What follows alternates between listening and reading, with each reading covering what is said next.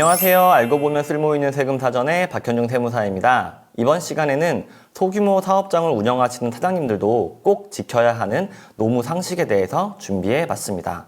흔히 5인 미만 사업장은 근로기준법 적용이 안 된다. 이런 말을 많이 들어보셨을 거예요. 그러나 5인 미만의 소규모 사업장이어도 무조건 지켜야 하는 것들에 대해서 알아보고요. 그러려면 먼저 우리 사업장의 직원 수 먼저 계산해 봐야겠죠. 가장 기본이 되는 상시 근로자 수 계산에 대해서도 알아보겠습니다. 먼저 근로기준법 적용의 기준이 되는 상시 근로자 수에 대해서 알아보겠습니다. 쉽게 설명드리면 한 달 동안의 총 근로 인원을 그 한 달 동안의 영업일수로 나눠보면 됩니다. 즉 1일 평균 근로자 수를 말하는데요. 여기서 주의하셔야 하는 게 한두 시간만 일하는 알바여도 근로자 수에 꼭 포함을 해야 하고요. 근로자의 가족은 뺀다고 많이 알고 계시는데 가족 외의 직원이 단 한 명이라도 있다면 가족도 근로자 수에 포함해야 합니다. 그러나 가족이 무급으로 와서 도와주고 있는 거라면 근로자 수에서 뺄 수 있으니 이 점은 꼭 참고하셨으면 합니다. 그리고 항상 예외가 존재하기에 법이 어렵죠. 주중에만 일하는 일반 사무직이라면 계산이 참 쉽겠지만 음식점 같은 경우에 주말에 직원이 더 필요한 경우가 있는데요. 5인 미만 일수가 한 달 동안 절반 미만이라면 5인 미만으로 판단합니다. 조금 어렵다 보니 예를 들어 보겠습니다. 평일에는 4명, 토요일과 일요일에는 8명이 일을 한다면 평균 5.143명으로 5인 이상 사업장이 됩니다. 그러나 7일 중에 절반 이상이 4인이었기에 5인 미만으로 판단하는 예외가 적용이 됩니다. 5인 이상과 미만의 차이는 각종 수당의 영향으로 급여 지급의 차이가 많습니다. 꼭 한번 상시 근로자 수에 대해서 정확하게 계산해 보시길 권해드립니다. 그러면 다음으로 5인 미만이어도 무조건 지켜야 하는 것들을 알아보겠습니다. 바로 최저임금입니다. 간단히 시급으로 말씀을 드리겠습니다. 2022년 최저시급은 9,160원이죠. 하지만 이걸로 끝이 아닙니다.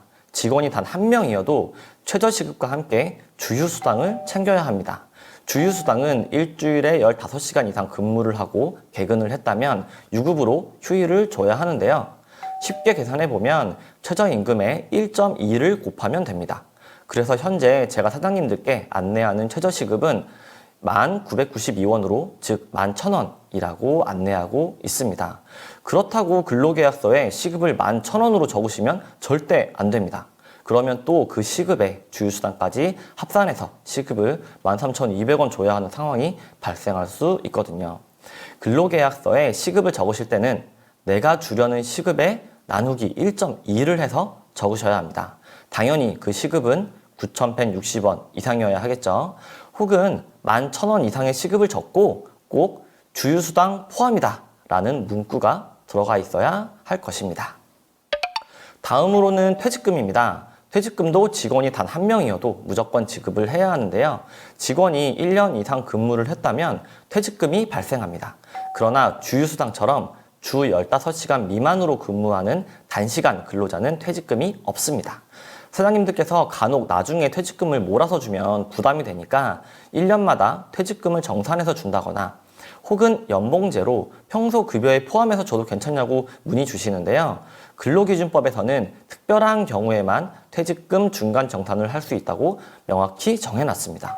직원분의 주택구입, 전세보증금 부담, 혹은 가족의 의료비 부담 등 특별한 사유에 해당하는 경우에만 퇴직금 중간 정산이 가능합니다.